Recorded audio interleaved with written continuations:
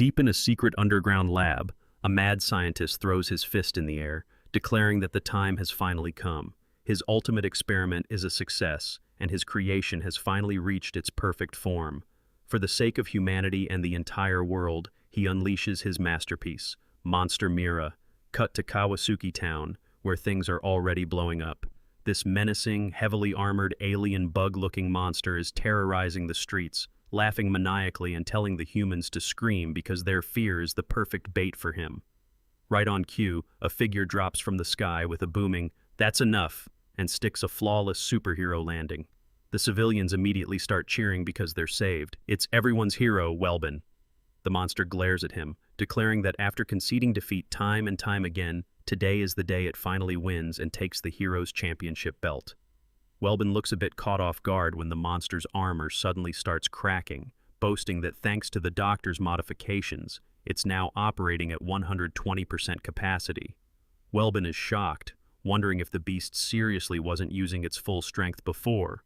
With a menacing aura, the monster shouts for the hero to behold its true, ultimate power, which, in classic anime fashion, turns out to be a cute, smug anime girl with twin tails wearing a ridiculously skimpy, monster-themed outfit.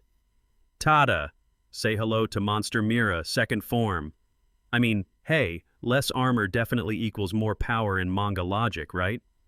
Welbin is absolutely flabbergasted, just staring in deadpan silence as Mira smirks, asking if the great hero is ready to turn tail and run. Welbin glares at her, genuinely asking if she's kidding him right now. After losing to him so many times, this is the form she decides to take? Does she seriously think this waifu upgrade is enough to win? Mira just laughs it off, telling him he's running his mouth as always, and instantly dashes forward for a high-speed attack. Welbin clenches his fist, bracing for the impact. Mira lands a solid punch right on his chest and triumphantly yells that it's her win as she unleashes a rapid-fire barrage of punches, screaming at the top of her lungs. But after all that dramatic buildup, she suddenly stops, looking incredibly confused. Welbin didn't even flinch. He casually pats the dust off his shoulder and coldly tells her that it's just not good enough. He asks if she finally understands the massive gap between their power levels. Out of pure desperation, Mira just starts doing these incredibly weak, pathetic little drum punches against his chest, while Welbin stares down at her like she's a toddler, asking what exactly she thinks she's doing. Sweating nervously but still trying to act tough, Mira yells, "How's that? Had enough?" while throwing the least intimidating shadowboxing jabs you've ever seen. Welbin doesn't even bother fighting back. He literally just turns his back on her and starts walking away, sighing that she doesn't seem like a threat anymore, and as a hero, he doesn't believe in bullying the weak. And oh boy, that was the absolute worst thing he could have said. Mira's brain completely short-circuits at the word, and her smugness instantly turns into pure, blushing rage as she screams, "You think I'm weak?" Mira goes completely feral, launching a barrage of absolutely pitiful, tearful punches at Welbin's chest while cursing him out. Welbin just stands there like a brick wall, calmly telling her it's not going to work. Inside, Mira is having a total meltdown, realizing that even with her brand new second form, she isn't an inch closer to beating him. Completely humiliated, she throws a total tantrum, screaming, "Shut up, idiot jerk!" as she turns and sprints away, yelling back that this is just a temporary retreat and he better wait for her. Meanwhile, back at the evil lair, officially known as the monster organization Deathbiz, Dr. Toku is patting himself on the back, declaring himself a genius and celebrating his glorious success. But his celebration is cut short when a sobbing Mira shuffles through the door. The doc barely recognizes her at first, but Mira just completely breaks down. She falls to her knees, bawling her eyes out, wailing that she failed yet again and still couldn't steal the hero's transformation belt. Being the surprisingly wholesome evil scientist he is, Dr. Toku rushes over to comfort her, patting her head as she apologizes for being useless. He reassures her that she's actually a huge help and that he genuinely appreciates her tender heart. Mira looks up with teary puppy dog eyes, asking if he really means it. The doc insists it's the truth and drops a massive bombshell. Her new form is actually working exactly as intended. Sniffling, Mira asks how that makes any sense when she was supposed to get a 120% power boost. The doctor just points at her and flat out states, "You're at 120% cuteness," as the camera pans to a very classic, culture-approved anime angle of her new outfit. Mira is understandably confused, asking what the point of being cute is if it doesn't help her steal the belt. But the doctor points out a crucial detail. Despite fighting the strongest hero, there isn't a single scratch on her. We get a quick exposition dump revealing that Mira is actually a humanoid weapon created entirely from scratch for the sole purpose of stealing Welbin's belt. A flashback shows that even in her terrifying, spiky, bug monster form, Mira was basically a clumsy, oversized toddler who just wanted to make the doctor proud. But the tone heavily shifts as we see a memory of her returning from a fight with Welbin, her monstrous body brutally shattered and missing an arm. Seeing his precious creation so utterly mangled completely broke the doctor's heart. Clenching his tiny fists, he tells her that he just couldn't bear to see her get hurt anymore. Mira's eyes widen as she realizes the truth. He gave her this waifu body to protect her. With burning passion, the doctor drops the most flawless, unassailable anime logic ever conceived. Heroes don't hit women or children. They wouldn't punch a puppy, and they absolutely cannot bring themselves to destroy something incredibly cute. Cuteness, he declares, is the ultimate power that surpasses even justice itself. Therefore, the master plan has changed. If she can't take the belt by brute force, she's going to make Welbin give it to her voluntarily by making the great hero fall madly in love with her. Mira is absolutely flabbergasted, letting out a hilariously confused squeak at this insane change of tactics. The doc reassures her that this way, she never has to get hurt again. She just has to bat those eyelashes, ask nicely, and the smitten hero will hand the belt right over. The doc casually admits that he actually just walked up and asked Welbin for the belt once, but the hero hit him with a flat no, prompting the doc to dramatically declare that peace was never an option. He fiercely explains that if he could just get his hands on that belt to study and mass-produce it, the scientific advancements for humanity would be revolutionary, literally turning frail old men into buff, superhuman juggernauts with infinite energy. He's genuinely furious that the so-called hero is monopolizing such world-saving science all for himself. The doc is practically foaming at the mouth, screaming that the hero is the real villain, just some cosplaying hypocrite holding back human evolution. Mira, however, is completely deadpan, pointing out the tiny, glaring flaw in this master plan. Welbin didn't exactly seem to think she was cute earlier. The doc confidently assures her that even a stoic hero like him will fall for her current charm. But right in the middle of the conversation, there's a loud pop. Mira looks down and realizes she's transformed completely back into her spiky, bug monster self. She panics, wondering if she's going to be stuck like this forever. But the doc just chuckles. He explains his genius invention, the transformation fist. All she has to do is crack her knuckles to switch back and forth between waifu and monster modes. He tells her the mission remains the same. Just go out there, seduce the guy, and everything will be fine. But Mira, completely ignoring the seduce part, just yells out a quick apology, cracks her knuckles, and bolts out the door in her monster form, leaving the doc desperately reaching out to stop her. Cut back to the city streets, and round 2 is officially underway. Monster Mira stomps down the road, and Welbin is already there, totally unbothered, asking if she seriously came back for more. Mira grips a massive, terrifying halberd and internally apologizes to the doctor. She appreciates his concern, but she refuses to accept it. She announces her weapon, the monster organization's secret weapon, Deathbird. She declares that she was built to be a weapon to seize that belt, and she doesn't care about being cute or playing dress-up. She just can't keep losing. To prove her point, she dramatically cracks her knuckles to enter her ultimate form, which of course just turns her back into the skimpy anime girl. And because anime physics are undefeated, she instantly collapses under the sheer weight of her own giant weapon. Her face morphs into the most hilariously pathetic derp expression as she struggles to even lift the handle. Welbin is totally bewildered, especially when Mira tries to play it cool, warning him not to underestimate her weapon's power. In reality, she's sweating bullets, realizing that literally 100% of her stats were reallocated into cuteness. She accidentally lets the massive weapon slam into the pavement, causing a shockwave that actually cracks the nearby building. When the dust settles, Welbin is standing right behind her, casually remarking that it's just not good enough. Mira is flabbergasted, protesting that she didn't even do anything yet. Welbin awkwardly admits he backed up because he was being cautious, which instantly reinflates Mira's ego. She smirks, thinking that as long as he isn't attacking, she can totally win this once she actually manages to lift her weapon. But Welbin just sighs, looking at her like she's a lost toddler, and mutters that being this weak is genuinely pathetic for a monster. And to add ultimate insult to injury, he reaches over and casually lifts the 1,000-pound weapon with one hand, politely stating that since it's dangerous, he's just going to go ahead and confiscate it. Mira's brain flatlines. She just stares into the void as the great hero literally turns his back and walks away with her ultimate weapon like a disappointed dad taking away a toy. She's supposed to be an evil monster, and she can't even get a dignified defeat. She screams in frustration, but her tantrum is cut short by a loud creaking sound. That shockwave from earlier?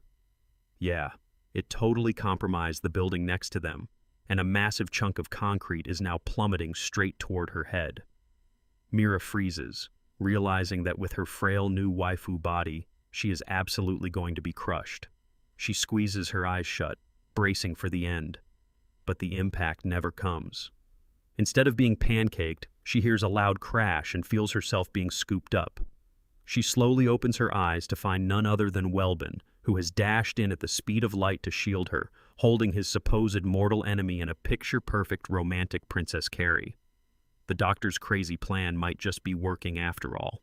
Looking down at the girl he is literally supposed to be fighting to the death, Welbin tilts his head and asks with absolute unfiltered Chad energy if she is all right. Cue the ultimate shoujo manga badump moment. Mira's face instantly ignites into a furious, wide-eyed blush. Welbin casually sets her down and turns away, brushing off the epic save by stating he just helped her because that's what a hero does. Mira is left stuttering, completely and utterly baffled as to why her mortal enemy just saved her life. Even the crowd of civilian onlookers is having a collective moral crisis, with people whispering in shock. Wait, did the hero just save a monster? Is that even allowed? But it takes exactly 3 seconds for pretty privilege to override human survival instincts, as another guy in the crowd just shrugs and goes, "Well, that monster is super cute, so I guess it's fine." Priorities, people. However, while the civilians are totally cool with it, Mira is having a massive existential meltdown. She is a monster. She was born in evil, raised in evil, and lives exclusively to do evil things. She isn't supposed to care about good deeds, morals, or being rescued. She clutches her chest as her heart absolutely hammers against her ribs, completely panicked by this weird, tight, squeezing sensation. She's blushing so hard she's practically dizzy, totally convinced this intense heat and racing heartbeat must be some kind of dangerous, untested side effect of her new second form. Welbin, completely oblivious to the absolute romantic crisis happening inside her head, turns back with a sparkling aura and innocently asks again if she's okay. That is the breaking point. Mira's brain completely blue screens. Unable to handle the sheer amount of riz being thrown her way, she turns on her heel and absolutely books it down the street, screaming for him to just wait, while internally crying over the fact that she already lost the fight and didn't even get a single chance to try out the doctor's seduction tactics. But hold on, let's check back in on our stoic, unbothered, totally cool hero. The absolute second Mira is out of sight, Welbin violently collapses to his hands and knees, gripping his belt and letting out a guttural scream of pure, agonizing defeat. Way too cute. His stoic hero facade completely shatters as his mind is literally flooded with an overload of pure, concentrated cuteness. He is sweating bullets, his heart pounding out of his chest as he screams internally about how everything about that adorable creature is cheating and definitely against the villain rulebook. He's literally trembling on the pavement while the civilians point and stare, realizing in sheer horror that this is exactly what it feels like to have a crush. He can't fight against it. But just as the rom-com vibes hit their absolute peak, Welbin aggressively snaps out of it, his eyes narrowing in fierce, stubborn determination. No, he absolutely refuses. He made a solemn vow to never, ever fall in love. And why? because according to standard superhero statistics, love brings nothing but massive headaches. Cue the hilariously accurate flashbacks of generic superhero girlfriends constantly getting kidnapped by monsters, tied up in warehouses, or falling off skyscrapers because they just had to follow the hero into a war zone. To Welbin, romance is just a tactical liability. And so, the true battle begins. This isn't just a fight for a shiny transformation belt anymore. It's the start of a hilariously chaotic story about two complete opposites: an awkward evil monster built for combat, and an overpowered hero of justice terrified of commitment, both desperately running away from the undeniable fact that they are falling hopelessly in love. The sun rises over Kawasuki Town, and an alarm clock aggressively beeps at 7 a.m. to kick off the morning after the most awkward villain-hero encounter in history. Mira stretches out in bed, wearing an oversized button-up shirt, and groggily shuffles out to the hallway to greet the doctor. But on her way, she catches a glimpse of herself in the bathroom mirror and absolutely panics, screaming for the doc because there's a stranger in the house. It takes her a solid, embarrassing second to realize that, oh right, she's stuck in her new waifu body. The doc proudly declares that this second form is the only way to counter that hateful hero, and over a surprisingly wholesome normal breakfast of rice and sausages, he pulls out his notepad to get a progress report.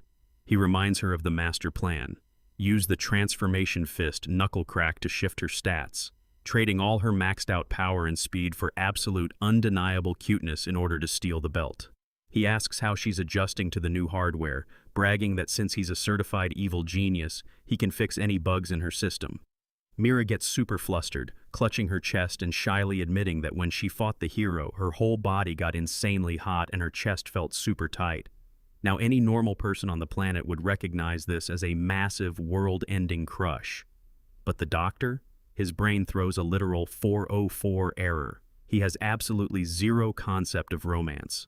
Assuming he just botched her internal radiators, he bows his head in shame, apologizing for forcing this plan on her and muttering about needing to fix her cooling system. But Mira just beams at him, clapping her hands together and happily declaring that it's all good and she'll do her absolute best for him. As she squeezes back into her incredibly skimpy villain outfit, Mira admits to herself that she doesn't really want to fight the hero anymore. Honestly, she just wants to see him again. With her priorities fully shifted from murder to flirting, she heads out the door, promising the doc she'll be home before dark so they can eat the omeras he's making for dinner. Gotta love those supportive villain family dynamics. Cut to the city center, and boom! Monster Mira violently crashes through a building in her terrifying, spiky bug form, doing her absolute best villain laugh and telling the humans to tremble in fear. She shouts that their screams will serve as the perfect beacon to summon the hero, boldly declaring that today is the day she finally takes his belt. And then, she waits. And waits. She literally starts wilting on the sidewalk like a sad, forgotten houseplant, whining about what is taking him so long and wondering where he even spawns from. Just as she's about to give up, a loud thud hits the pavement. Welbin has finally arrived, dramatically commanding the monster to stop right there. Mira instantly perks up, excitedly yelling that she was waiting for him. Without wasting a single second, she hits the transformation fist and poofs straight back into her adorable second form with a cheeky "ta-da!" But Welbin is still trying to play the straight-laced hero of justice. He points an accusing finger, fiercely lecturing her that no matter what form she takes, her evil deeds can't be undone. He gestures to the rubble behind her, demanding to know if the grieving citizens don't bother her conscience at all. Mira just looks down, shyly twiddling her fingers together. Looking up at him through her eyelashes with an absolutely lethal, weaponized pout, she softly murmurs, "But if I don't make a ruckus, I can't meet with you." It is a super effective critical hit. Welbin's stoic hero face literally begins to melt off his skull. His internal monologue is just him screaming, "Coot!" at the top of his lungs, absolutely panicking because it's way past simple captivation. He feels like his entire cellular structure is melting away from the sheer adorableness standing in front of him. Desperately trying to hold on to his sanity and his superhero vows, he violently looks away, sweating profusely as he reminds himself that he is Welbin, everyone's hero, and he absolutely positively cannot start simping for the villain. Welbin desperately tries to regain control of the situation. He glares at her, his voice shaking slightly as he sternly tells her that whatever the reason, he absolutely will not tolerate such reckless actions and demands she apologize to the people of the town first. Without a second of hesitation, Mira immediately bends forward in a deep, perfectly polite 90-degree bow, loudly declaring that she is extremely sorry for her actions. Welbin's brain completely short-circuits. He stammers out a confused, "Wait, what?" as he frantically looks around.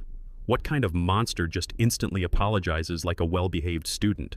And the crowd? Oh, they are completely won over. A group of guys start clapping, smiling and cheering. "Good job apologizing, you're so cute, it's all forgiven, it's fine, no one was hurt." Welbin is losing his absolute mind. Did these people forget she literally just demolished a building? Meanwhile, Mira is having another internal crisis. Her face is burning up, and she clutches her chest, wondering why her mind is going completely blank. Why is she getting addicted to this feeling? Why did she obey her mortal nemesis so willingly, and why did it feel so strangely good? Welbin interrupts her gay panic by awkwardly asking, "So, what's next?" Mira completely freezes. Oh no. In her desperate rush to see him, she entirely forgot the script. She stands there, sweating, racking her brain trying to remember what she was actually supposed to do. Okay, there was the hero, the seduction, helping the doctor, stealing the transformation belt. Her brain mashes all these conflicting objectives into one giant, catastrophic misunderstanding, and she blurts out the absolute worst possible line, "I'll do anything for you." Welbin instantly drops into a defensive combat stance, terrified, yelling, "What? What are you plotting? I won't fall for such an obvious trap." But Mira is past the point of logical thought. Staring at him with sparkling eyes and a massive blush, she loudly proclaims, "I want to be with you forever. I want to feel my heart race because of you." And then she immediately realizes what she just said, and her soul practically leaves her body. Welbin just stares at her, completely stone-faced, and delivers a flat, devastating, "I refuse." Mira's eyes go wide with absolute shock. Welbin nervously stammers that a romance between a hero and a monster is completely ridiculous, and besides, he will never fall in love. He turns and starts to walk away, totally overwhelmed by how cute she is and desperately trying to keep his composure. But Mira is not having it.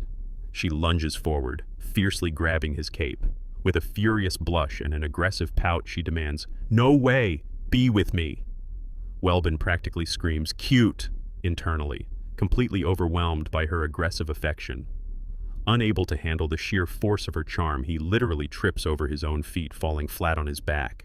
And right there, fully exposed and defenseless, is the transformation belt. It unclasps, laying perfectly on the ground right in front of Mira. Welbin gasps, realizing he's completely doomed, but when he looks up, she's gone. He slowly sits up, totally bewildered. Wasn't the belt her entire goal? Then was she actually being honest about wanting to be with him? He shakes his head vigorously, fighting off the simp energy, reminding himself that she's still an evil monster who brings destruction. He definitely made the right call by refusing. Besides, he sighs, picking up the belt. It's not like he has time for romance anyway. Cut to later that day, Welbin, now in his civilian form as a completely exhausted, steam-emitting high school student, is groaning about being late because of extra lessons at school. But meanwhile, back at the evil lair, Mira stomps through the door in a terrible mood. The doctor immediately notices her pouting and asks if something happened. Mira forces a fake smile, trying way too hard to act casual, claiming she definitely isn't crying today. The doc, still totally clueless, just nods and says that's good. But Mira can't hold it in anymore. She turns to him, genuinely confused, and asks, "Doctor, what is love?" The doc instantly goes into full panic mode. He starts sweating, his eyes spinning as he spouts absolute robotic gibberish about human connections and complex interpersonal bonds, completely failing to give a simple answer. He stammers that she sounds like a malfunctioning AI, and finally admits he has no idea, telling her she'll just have to go learn about it herself. Mira, looking utterly lost, asks where she's supposed to learn about love. The doc crosses his arms, looking incredibly proud of his genius solution, and points out the obvious answer. In school, of course. Get ready, because the greatest hero-villain high school rom-com is officially about to begin. Everyone knows Welbin, the flawless, overpowered hero of justice who always appears out of nowhere to save the day and never overlooks anyone in need. But what the adoring public doesn't know is that underneath that flashy mask is Haru Akamori, a completely ordinary, chronically late high school boy. Haru barely manages to sprint into his morning homeroom at Kawasuki Municipal High School, where his chubby, perpetually sweaty friend Dan greets him. But Dan isn't just saying hello. He proudly whips out a flawless, one-to-one replica of Welbin's transformation belt, bragging that he spent an entire month crafting it. Haru completely panics, desperately asking why on earth he brought that to school. Dan just laughs, joking that since no one knows the hero's true identity, wearing the belt might make a monster target him by mistake. Haru nervously brushes it off, swearing that something so ridiculous would never happen. Oh, how incredibly wrong he is. Right on cue, the classroom door slides open, and the teacher introduces the brand new transfer student, Monster Mira. Yes, literally the villain from yesterday, now wearing a high school uniform that is putting in absolute overtime to contain her assets, while still casually rocking her monster horns and tail.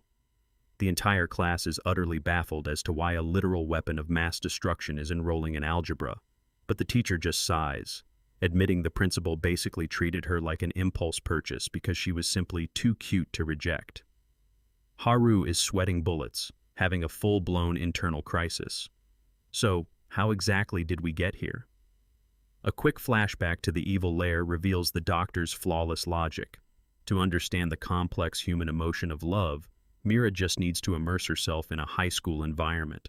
Plus, his scanners conveniently picked up traces of the transformation belt's energy right near the school. Using the belt as a flimsy excuse, Mira happily agreed, secretly just thrilled to get another chance to see her superhero crush. Back in the present, the high school boys are already swarming her desk, completely ignoring the fact that she's a supervillain because pretty privilege is a universal law. But Mira isn't here to make friends.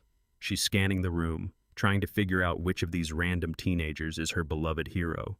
Her search is rudely interrupted when Dan creeps up right behind her with the heaviest mouth-breather energy imaginable. He introduces himself, boldly demands that she call him darling, and proudly states that his main hobby is flaming people on social media. Mira is visibly disgusted, mentally filing him under absolute creep, and decides to just ignore him entirely. She tries to remember what the hero actually looks like under his mask, but realizes all she knows is that he's kind and strong, and kind again.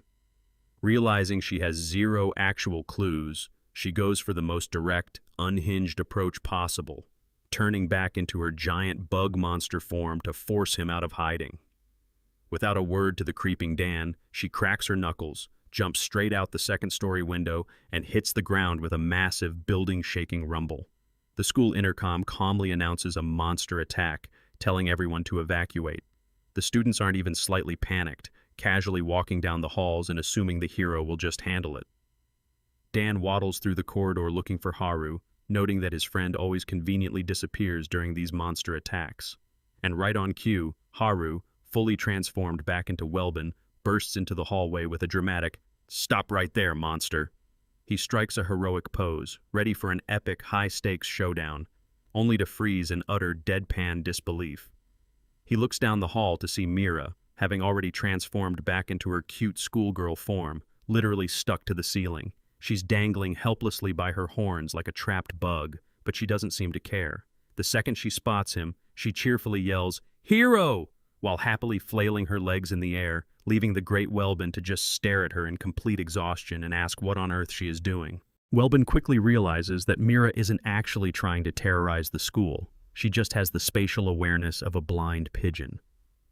Shivering with embarrassment, she explains that she tried to transform into her giant bug monster form inside the cramped school corridor, got completely wedged, and when she popped back into her cute human form, her horns stayed stuck in the ceiling tiles.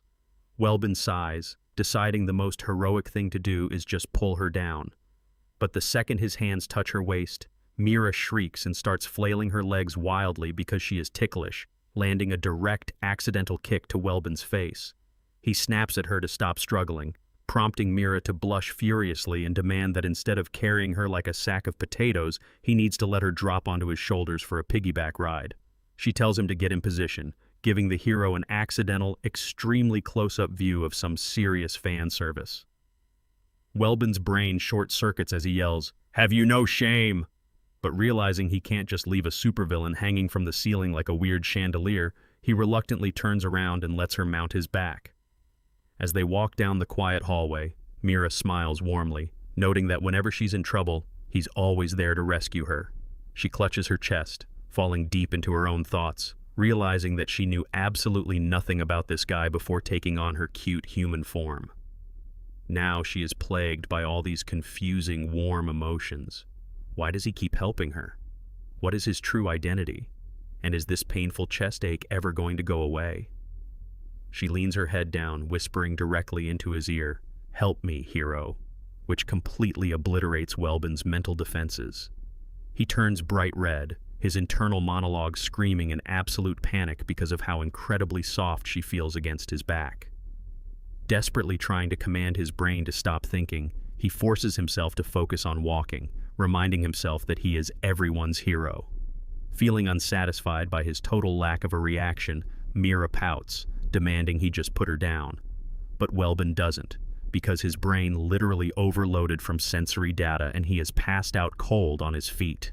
He stands frozen like a statue until his consciousness snaps back, leaving him completely disoriented.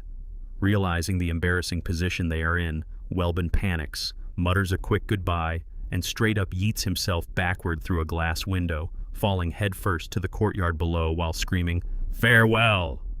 Mira is left staring at the shattered glass, utterly stunned by his dramatic defenestration.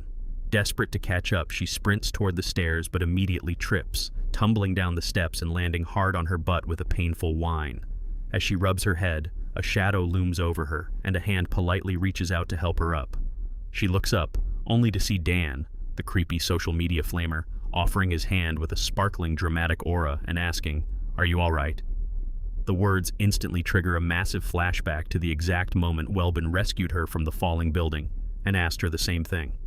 Mira's heart does a giant, terrified leap as her brain desperately tries to do the math. She stares at Dan's round, pear-shaped body as he casually scratches his stomach. Sure, the hero's identity is a secret, but there is physically no way Welbin's body could compress that much fat, and he definitely couldn't have run down the stairs and changed that quickly. She sighs with immense relief, confidently deciding there is absolutely no way this creep is her beloved hero.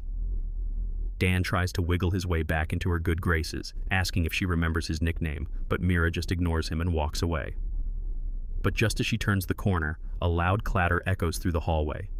Dan looks down, gasping dramatically as he cries, "Oh no, I dropped my transformation belt." Laying on the floor is the exact replica belt from earlier. Mira's eyes go dinner plate wide as her brain completely explodes. She instantly flashes back to Welbin falling on his back and his belt unclasping on the floor. Her jaw drops and she trembles in pure, unadulterated horror as she reaches the ultimate catastrophically wrong conclusion. Dan is the hero. And that, my friends, is how a sweet high school crush instantly mutates into a full-blown psychological horror story. Our favorite monster girl, Mira, on a serious mission. She's enrolled in the school solely to track down the hero and steal his transformation belt for the doctor's sake. It feels like a wild goose chase until she spots her target, a chubby student holding what looks like the belt. Thinking she's hit the jackpot, Mira decides the best strategy is to make him fall for her and just snatch it. She dashes over and hugs him from behind, completely startling the poor guy. But something feels off. Her heart isn't racing like it usually does, and she wonders if it's just because he's not in his hero form. Meanwhile, our deadpan main character is watching this entirely from the sidelines. He tries to play it cool, telling himself he has no intention of being friends with her anyway, but his head literally deflates with jealousy as he watches them suddenly getting along. Cut back to Mira, who sweetly asks the chubby guy, whose name is Dan, what he wants to do. Cut to the school field, and Mira has changed into her revealing monster general outfit, cheerfully declaring a game of tag. When Dan points out her outfit change, she casually brushes it off, saying she's just more used to moving around in it. The MC is still watching from afar, sweating and wondering what on earth she plans to do after catching her prey. Mira lays down the rules. The one who gets caught has to do whatever the other one says. Dan suddenly realizes he's the one running and starts trembling, knowing he doesn't stand a chance. But then, his inner degenerate takes the wheel. He starts having wild, downright hilarious fantasies about Mira putting on a dominatrix outfit and punishing him with a whip. Bro is down absolutely horrendous. Fueled by his own weird desires, Dan cracks his knuckles, puts on a confident face, and tells her to catch him if she can. Mira counts down, but she has a trick up her sleeve. She reveals that changing into her cute outfit was just a bluff. To catch him for sure, she transforms directly into her massive, terrifying, heavily armored monster form. She charges at him with a cheerful, "Here I come!" and Dan's fake confidence shatters instantly. He faceplants, shakes in pure terror, and ends up running for his life screaming while the giant monster tails him. Up in the classroom, the other students look out the window and start panicking about a monster attack. But the moment they realize it's just Dan being chased, they collectively shrug and go back to their business. Honestly, the disrespect is unreal. However, the MC knows things are getting out of hand and rushes out to stop her. Down on the field, Mira has already pinned Dan. He's crying and asking for a lap pillow to heal his damage, but Mira completely ignores his thirst, solely focused on retrieving the belt. But as she looks down, she hears a crunch and realizes the horrific truth. The belt is literally made out of cheap cardboard. She glares at him menacingly, finally realizing he isn't the hero at all. Just as things look grim for Dan, a masked guy in a superhero costume bursts onto the scene, dramatically telling her to stop doing dangerous things. Without missing a beat, Mira launches herself at him, tackling him midair and slamming him to the ground. She proudly declares that since she caught him, he has to do whatever she says. But wait, this isn't another fake. It's the actual, real-deal hero. He completely ignores her command and scolds her for carelessly transforming into her giant monster form at school. Just like that, the scary monster general instantly deflates, submissively apologizing like a scolded schoolgirl. But the hero isn't finished. Blushing heavily behind his mask, he turns away and mutters that she shouldn't get too friendly with other people. Cue Mira's brain completely short-circuiting with dot eyes. Realizing how incredibly suspicious that sounded, the hero panics, frantically waving his hands and rambling about how he just doesn't want civilians getting in harm's way. But Mira doesn't care about his excuses. She is absolutely thrilled, beaming with an adorable blushing smile as she happily chirps, "Of course." Back in the classroom, the contrast is pure gold. Poor Dan is face down on his desk, utterly depressed and mourning the loss of his cardboard transformation belt that took him a whole month to build, while Mira sits next to him, happily daydreaming and giggling like a girl in love. Our deadpan MC looks at the absolute disparity between them and dryly comments that the two of them sure seem happy, completely ignoring the fact that Dan's soul has officially departed his body. At the Akamori household, with our MC waking up, and let me tell you, things get spicy immediately. He groggily checks the time, only to realize Mira is lying right next to him in some incredibly sheer lingerie, giving him a sweet good morning. But before he can even process his absolute win, all hell breaks loose outside. Turns out Dan, the chubby kid from earlier, has transformed into a literal Godzilla-sized monster and is breathing fire on the town. Giant Dan starts screaming at the MC, calling him out as Welbin the hero and throwing a massive tantrum about how the town is in a serious crisis while the MC is just busy flirting with his girl.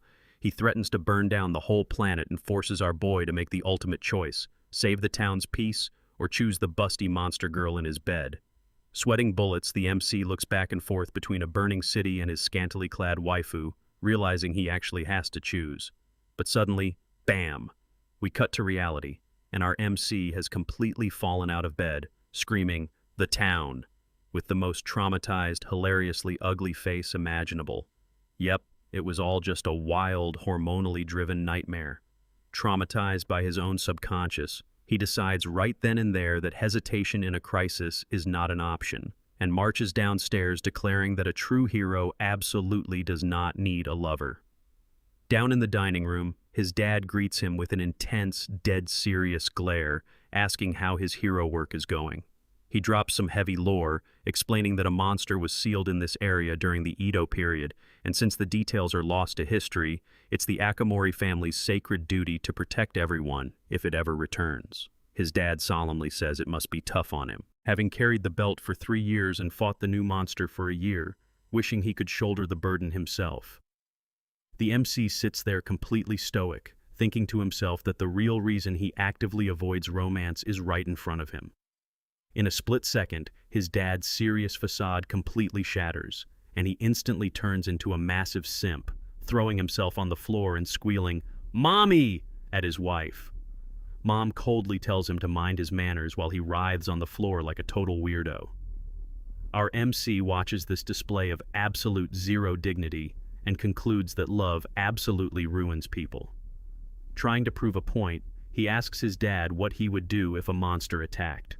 Without hesitation, his dad gives a passionate, heroic speech, saying that if it made Mommy sad, he'd sacrifice his life to stop it. Mom blushes, telling him not to die before her, while the MC just screams internally because his dad literally did not care about the rest of the town at all. But don't let the blushing fool you, because Mom is the absolute final boss of this house. She immediately shuts down the dad's romantic talk, flat out saying she just doesn't want to deal with organizing his funeral. Then she turns her terrifying glare onto both of them, scolding them for talking about hero duties and monsters at the breakfast table when none of that brings in any money. When the MC tries to argue that saving lives is more important than cash, she mercilessly threatens to cut off his allowance for 6 months. Boom! Instant defeat. In the very next panel, both the hero of the town and his simp dad are doing a full, deeply apologetic dogiza bow on the floor, tearfully thanking the Almighty Mother for providing their meal. That is the Akamori family dynamic in a nutshell. After surviving breakfast, our boy heads off to school, only to immediately bump into Mira on the street. His heart drops as he wonders if this is her normal route. But worse, the image of her in that spicy lingerie from his dream is still completely burned into his mind. Trying to play it cool and treat her like a normal classmate, he forces a fake smile and stammers out a good morning. Mira stops, squints at him, and mutters that she feels like she's seen him somewhere before. The MC absolutely panics, realizing he's never actually had a proper conversation with her in his civilian form. But instead of figuring out his secret identity, Mira completely loses interest, turns around, and just walks away without saying another word, leaving our poor hero standing there completely grayed out and utterly devastated by the sheer emotional damage of being completely ignored. Lunchtime at school, and our favorite monster general, Mira, is absolutely hyped to dig into her adorable bento box. This masterpiece was lovingly prepared by her master, the doctor, who woke up early, yawned through his prep, and carefully packed it just for her. But just as she stands up to wash her hands, disaster strikes. She trips, sending her lunchbox crashing to the floor, scattering her delicious food everywhere. Desperate and guilty over ruining the doctor's hard work, Mira slumps to the ground, trying her absolute hardest not to cry because, as a fearsome monster, she has a reputation to uphold. Thankfully, 2 classmates, the masked Ugimura Miyu and the bubbly class rep Hamu Seika, spot her despair and kindly offer to share their lunch. Mira is so touched she cries tears of pure gratitude, completely ignoring the hero's earlier warning about not getting too friendly with humans as she happily munches away. As they eat, Miyu casually drops a bomb, asking why a monster who was literally shouting about stealing the hero's belt all over town would even come to school. When Mira nervously confesses she's actually there to learn about love, the 2 girls instantly go completely feral, bouncing around and demanding to know who her school crush is. Mira tries to play it cool, claiming she doesn't even understand what love is, but the moment Miyu tells her to visualize her person of interest, she pictures the hero and blushes like a ripe tomato. The girls squeal in excitement, declaring that she is 100% in love, leaving Mira in an absolute state of existential dread as she realizes her fearsome monster pride has been thoroughly defeated by romance. Walking home later, she tries to clench her fists and reclaim her dignity, swearing she will use love as a tool rather than being controlled by it. But speak of the devil, she suddenly bumps straight into the hero on patrol. Her tough girl act immediately vanishes as she does a happy puppy dance around him, proudly bragging that she didn't destroy a single thing today. She tries to open up to him about how her heart feels warm whenever he's around, but the hero just gives her dry, deadpan responses. Annoyed by his lack of enthusiasm, she grabs his arm to make him listen, but her insane physical strength accidentally pulls his hand right into a massive, squishy chest press. The hero's brain completely melts as the narrator goes into an overly dramatic breakdown about how this vivid, boiling kettle sensation is triggering some highly dangerous, impure thoughts in his head. To save his own soul from going down astronomically bad, the hero literally rockets himself into the stratosphere, leaving a giant dust cloud behind. Mira is left standing there completely baffled, but as she thinks about his extreme reaction, a literal light bulb goes off in her head. She can absolutely use this accidental chest squish technique as a weapon to distract him and finally steal his transformation belt. A peaceful afternoon at Kawasuki Park, where our hero is just chilling and playing with some local kids. He sighs happily, enjoying the tranquility, until he suddenly hears a baby crying. Being the good guy he is, he rushes over to an abandoned stroller, wondering who would leave a child all alone. But as he peers inside, he gets the jump scare of a lifetime. It's Mira. And bro, she is fully decked out in a baby bonnet, holding a rattle, and sucking on a pacifier. She gives him a cheeky goo-goo gaga and smugly asks if she isn't just the cutest thing ever. Turns out, she and the doctor did some serious internet research and concluded that babies are the absolute pinnacle of cuteness. Her master plan? She figured she doesn't even need to make him fall in love. She just plans to hit him with so much raw, concentrated cuteness that he literally collapses on the spot, leaving his transformation belt totally defenseless. She confidently waits for him to drop, but instead of taking emotional damage, the hero just looks down at her with pure, unfiltered disgust and hits her with a brutal, "Ew." He literally turns around and tries to walk away whistling, pretending he didn't just witness this absolute cringe. Mira absolutely loses it, throwing a massive, flailing baby tantrum on the concrete while the hero casually roasts her, calling her a lame comedian. Realizing the baby strat is a total bust, she slams her hands on a box and decides to switch things up. The hero stands there sweating, genuinely curious about what she'll pull out next, only for Mira to pop up in a full, head-to-toe brown bear suit, complete with an adorable little roar. She fully expects him to have hearts in his eyes like a normal person looking at a teddy bear mascot, but the hero just stares at her like she's an absolute lunatic. When she demands to know why he isn't swooning, he bluntly admits he never really found bears cute in the first place, prompting her to furiously kick the air. Sweating heavily inside the thick suit, Mira realizes the hero is actively holding back from saying the word cute, leading her to the completely baseless conclusion that making him say it might trigger some hidden magical ability. Deciding it's time to stop playing games, she unzips the bear suit to reveal her ultimate undeniable trump card, a highly lethal, impossibly spicy catgirl outfit, complete with ears, a tail, paws, and a strategic heart-shaped chest cutout. She strikes a pose with a cute meow, and the hero is instantly blasted backward by the sheer, immeasurable power of the cat-girl synergy. Bro is literally fighting for his life against the cuteness. But just as Mira realizes how insanely effective the outfit is, she overhears two random old ladies in the park giggling and gossiping about her weird cosplay in broad daylight. The cringe hits her like a freight train.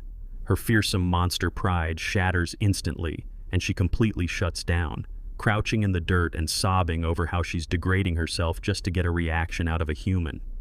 The hero watches her cry and, surprisingly, actually feels bad.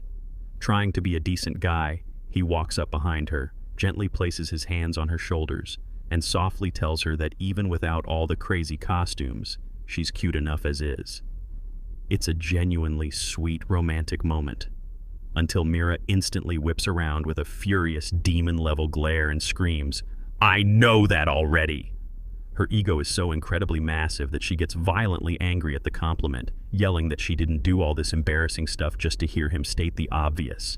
She snatches her prop, angrily threatens to steal his belt next time, and storms off in a huff, leaving our poor hero standing there completely paralyzed, wondering what the hell the correct dialogue option even was. We dive straight into Mira's massive internal crisis as she sulks through the school hallway, realizing her definition of cuteness is light years away from what humans find appealing. She desperately wants to ask the masked Miu and bubbly Hamu for help, but her massive monster pride is holding her back. She literally visualizes a hierarchy pyramid in her head where the doctor is at the peak, she is in the middle, and humans are at the absolute bottom, making her dread the thought of begging lowly humans for advice. Plus, she's already in their debt for sharing their lunch, and she imagines them smugly calling her a shameless monster. But while she's busy overthinking and panicking, Hamu suddenly pops up right next to her, giving Mira such a massive jump scare that she falls flat on her butt screaming. Trying to recover her dignity, she gets super formal and flustered, clenching her chest and pleading with them that she wants to become more cute. Instantly, the girls' eyes light up, and they drag her down the hallway, slamming desks together and setting up a literal interrogation spotlight like they're the FBI questioning a suspect. Under the glaring lamp, Hamu intensely demands all the details, so a shivering Mira explains how her previous cuteness attempts completely flopped.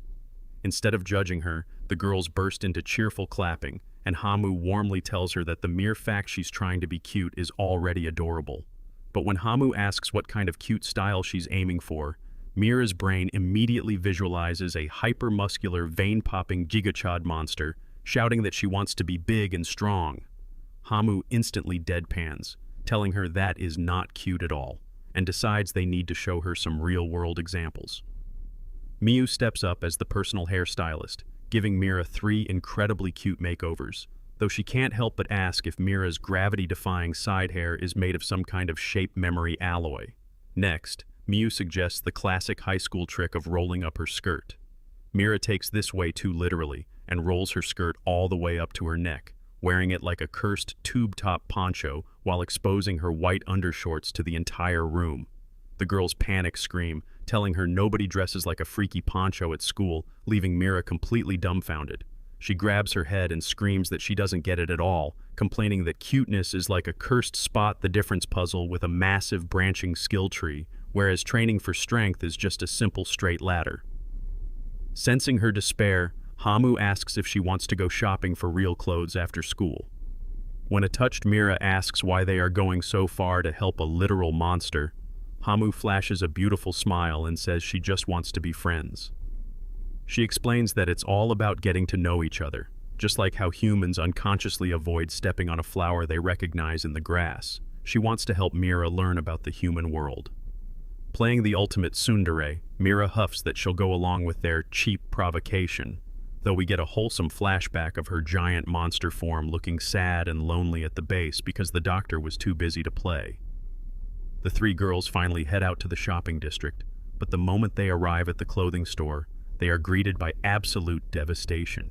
A station wagon has literally crashed straight through the glass storefront, leaving the place completely ruined.